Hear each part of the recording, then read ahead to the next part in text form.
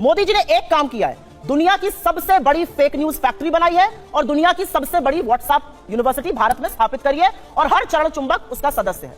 आपको मैं बताती हूं, उन्होंने आतंकवाद पर बात बोली। निकालिए अपने अपने फोन अभी, पिछले 2 हफ्तों में राजौरी में और पुंछ में आतंकवादी हमले में हमारे 5 जवान राजौरी में और 5 पुंछ में शहीद हुए।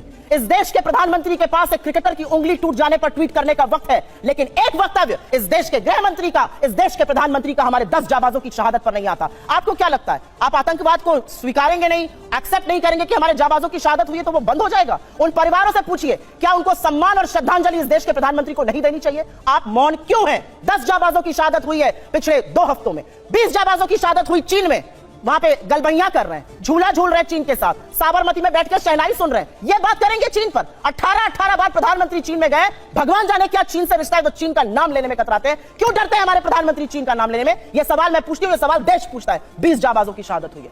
इन्होंने कुछ बातें बोली और उन बातों को बोलने से पहले मैं एक महिला हूं, आधी आबादी की बात कर लेते हैं। यहां से मुश्किल से 10 या 15 किलोमीटर दूर पर इस देश की सबसे डेकोरेटेड, सबसे सम्मानित वो लड़कियां जिन्होंने बड़े बड़ों को पटखनी देके हम सबके सीने गर्व से चौड़े किए हैं, 1 महीने से बैठी हैं और यौन शोषण का आरोप आपके सांसद पर लगा रही हैं। आपके मुंह से एक शब्द नहीं फूटता है, एक शब्द नहीं निकलता है, मोदी जी के मुंह से एक शब्द नहीं निकलता है, अमित शाह के मुंह से। क्या ऐसी आपकी फंसी है ब्रिजभूषण शरण सिंह से कि आप नहीं बोलते हैं? यह सवाल मैं एक महिला होने के नाते पूछती हूं, मैं एक महिला होने के नाते पूछती हूं। बिल्किस बानो के अपराधियों को किसने रिहा किया? क्योंकि वो मुसलमान थी तो आप बोलेंगे नहीं? अंकिता ठाकुर का जिसने कत्ल किया, जिसने उसको जिस्म फरोशी में ढकेला, वो आपके विधायक का बेटा था। आप क्यों चुप है? आपने वहां पर इमारत ही गिरा दी कि सबूत ही ना मिले। आपका विधायक दोषी पाया गया है हत्या और सामूहिक बलात्कार का, कुलदीप सिंह सेंगर। यह बात करेंगे महिला सुरक्षा पर? ये चूड़ियां भेजते थे प्रधानमंत्री को, आज इनके मुंह से एक शब्द नहीं फूटता।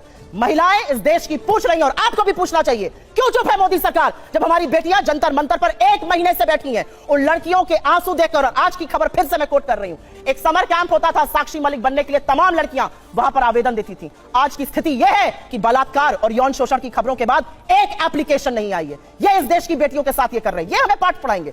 इन्होंने एक बहुत बड़ी बात बोली और वो बात बोलते बोलते पाकिस्तान पर चले गए। आज तक इस देश का यह न्याय था कि आज तक आईएसआई ने हमारी जमीन पर पैर नहीं रखा था। आईएसआई को पठानकोट बुलाकर आप निरीक्षण कराते हैं, लाहौर आप चले जाते हैं लपके हुए, भगवान जाने सिवई खाने, बिरयानी खाने, और सवाल हमसे आप पूछिएगा।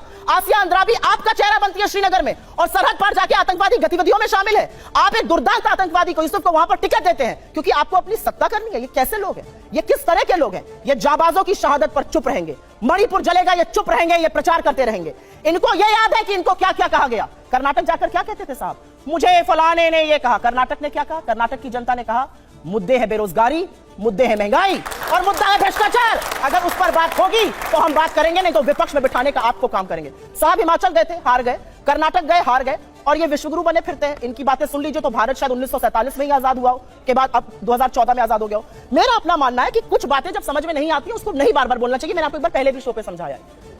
हम मैन्युफैक्चरिंग कर रहे हैं मोबाइल की, जी नहीं, हम मोबाइल फोन की असेंबली कर रहे हैं। हमारा जो इंपोर्ट का बिल बढ़ा है वो इसलिए बढ़ा है क्योंकि हम उतना पार्ट असेंबल कर रहे हैं, वैल्यू एडिशन नेगेटिव है। हमारा जो कार का एक्सपोर्ट का मार्केट था वो कम हो गया है। सच को स्वीकारिए साहब, तब आप सच का समाधान कर पाइएगा। बेरोजगारी नहीं है, महंगाई नहीं है, अडानी ने कोई महाघोटाला किया ही नहीं है, चीन है ही नहीं। जब आप आंखों पर पट्टी बांधकर शासन चलाइएगा तो देश का वो हाल होगा जो हो रहा है। मैं तो एक महिला होने के नाते एक ही सवाल पूछना चाहती हूं कि हाथरस की गुड़िया को आप 2:30 बजे जलवाएंगे, दोषी रेप में आपके विधायक पाए जाएंगे, आपके सांसद के ऊपर यौन शोषण का आरोप है, आपके विधायक का बेटा एक लड़की के कत्ल का मुलजिम पाया जाता है। आप अब महिलाओं की बात कब करिएगा? बेटी बचाओ बेटी पढ़ाओ का नारा देने वालों से यह सवाल मेरा है कि साक्षी मलिक और विनेश फोगट से आप कब मिलने जाइएगा, उसका जवाब दीजिए। जवाब दे दूं। पहली बात तो व्हाट्सएप यूनिवर्सिटी का कमाल देखिए साहब, असेंबली होती है, वैल्यू एडिशन नेगेटिव हो जाता है। अरे भैया ऐसा कहीं होता है? अगर कहीं पर कोई आपको असेंबल करने को देता है तो अपना प्रोडक्ट देते हैं तो आप उसमें सर्विस चार्ज लेकर ही बेचेंगे। $1 बिलियन का हम लोगों ने एप्पल के फोन एक्सपोर्ट किए हैं असेंबल करके ही। 25% आईफोन 14 भारत में बने हैं। इसे कहते हैं व्हाट्सएप यूनिवर्सिटी या राहुल गांधी यूनिवर्सिटी, आप जो भी समझ लीजिए। अब दूसरी बात मैं कहना चाहता हूं, दूसरी, अरे भाई आपने हमने आतंकवाद की इतनी घटनाएं उत्तर से दक्षिण तक बता दी। अब दक्षिण कश्मीर के 4 जिलों में रह गया है, वो दिखाई नहीं पड़ा। उसके लिए इनको आंकड़े चाहिए, पर मैं कह सकता हूं हमारी सरकार के किसी नेता ने आतंकवादियों के लिए आंसू नहीं बहाए। हम ये कह सकते हैं हमारे किसी नेता ने आतंकवादियों के लिए पलक पावड़े नहीं बिछाए। संसद भवन पे हमला हुआ, जिन जाबाजों ने अपनी जान दे दी, उन्होंने, उनके परिवारों ने मेडल लौटा दिए। चूंकि अफजल गुरु को 7 साल तक सर्वोच्च न्यायालय से निर्णय होने के बाद फांसी नहीं दी रही थी, परंतु सोनिया जी की आंख में आंसू नहीं आए, बटाला हाउस के एनकाउंटर के आरोपियों के लिए आंसू आए। हमने किसी जाकिर नायक को शांति का मसीहा कहने वाले इशरत जहां को बेटी कहने वाले, अफजल को हालात का मारा कहने वाले, हाफिज को साहब कहने वाले, ओसामा को जी कहने वाले, बुरहान वानी को भटका नौजवान कहने वाले आतंकवाद पे भाषण दे रहे हैं। इसलिए अब महिला की बात करता हूं। बिल्किस बानो की बात ये कर रहे हैं, 14 साल वो लोग जेल रख के आए, मुस्लिम थी इसलिए बोला। इसी पश्चिमी उत्तर प्रदेश में एक मुस्लिम महिला थी इमराना, जिसके साथ उसके ससुर ने बलात्कार किया और मौलवी ने फतवा दे दिया कि बाद से वो अपने ससुर की पत्नी और पति की मां हो गई, और जलवाए जलाल से वो मौलवी साहब विद्यमान थे, चू नहीं बोला। ये इनका महिलाओं के प्रति सम्मान था। हमारे यहां किसी ने नैना साहनी को तंदूर में जलाया, छोड़िए वो सब आरोप प्रत्यारोप। मैं तो 100 बात की बात कहना चाहता हूं, वो कहां गए उन लोगों का सम्मान करते थे जिन्होंने कश्मीर वैली में लिखा, छोड़ के चले जाओ हिंदुओं से और अपनी बेटियों को छोड़ जाओ। वो गिरजा टिक्कू जिसके साथ सामूहिक बलात्कार के बाद आरे से काट दी गई और चू नहीं निकला किसी के मुंह से। वहां एक किसी महिला एक के साथ नहीं, पूरी कम्युनिटी के साथ हुआ और सब मौन साधारण किए रहे, क्योंकि वो सेकुलरिज्म का सुंदर संगीत था, उससे इनको वोट मिलने थे। कहते हैं आईएसआई भारत की धरती पे नहीं था। मैडम, आपकी सरकार के समय में रिपोर्टें हैं आईएसआई के कितने मॉड्यूल्स काम कर रहे थे, और जो आप बता रही हैं वो कहानी तो बहुत पुरानी हो गई।